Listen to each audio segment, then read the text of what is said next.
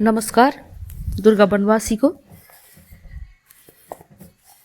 भर्खरै विमोचन भएको कवि कृष्ण उदासीको पानीको पर्खाल कविता कृतिबाट यो एउटा कविता वाचन गर्छु।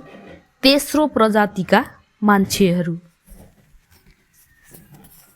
बैशाखे हुरीले उडाएको पत्कर जस्तो, बैशाखे हुरीले उडाएको पत्कर जस्तो, पहिरोले उखेलेको जरा जस्तो, डालीबाट झरेको फूल जस्तो, ठेगानाविहीन, आधारविहीन र अस्तित्वविहीन भएर छरपष्टै भयो माई खोलाको बगरमा नेपाली बासना भएको भुटानी फूल।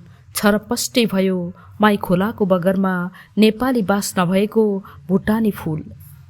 त्यहीँबाट भयो अर्कै भूगोलको आविष्कार। पितृकाखमै शिविर सभ्यताको सुरुवात। त्यहीँबाट उत्पत्ति भए भेष र भाषा भएका, धरती र आकाश नभएका तेस्रो प्रजातिका मान्छेहरू। त्यहीँबाट उत्पत्ति भए भेष र भाषा भएका, धरती र आकाश नभएका तेस्रो प्रजातिका मान्छेहरू, जसको निधारमा लाग्यो अश्वत्थामा घाउ, जहाँ निरन्तर बगिरह्यो शरणार्थी नामको पिप, जहाँ निरन्तर बगिरह्यो शरणार्थी नामको पिप।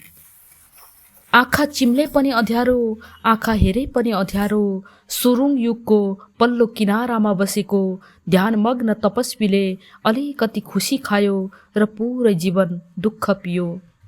तपस्वीको आसनमा बिझाइरह्यो आफ्नै पुर्खाको काख, फलाहारमा स्वादहीन भइरह्यो आफ्नै पुर्खाको पसिना, बोलीमा लवजहीन भइरह्यो आफ्नै पुर्खाको भाषा, पुकारमा तेजहीन भइरह्यो आफ्नै पुर्खाको मन्त्र।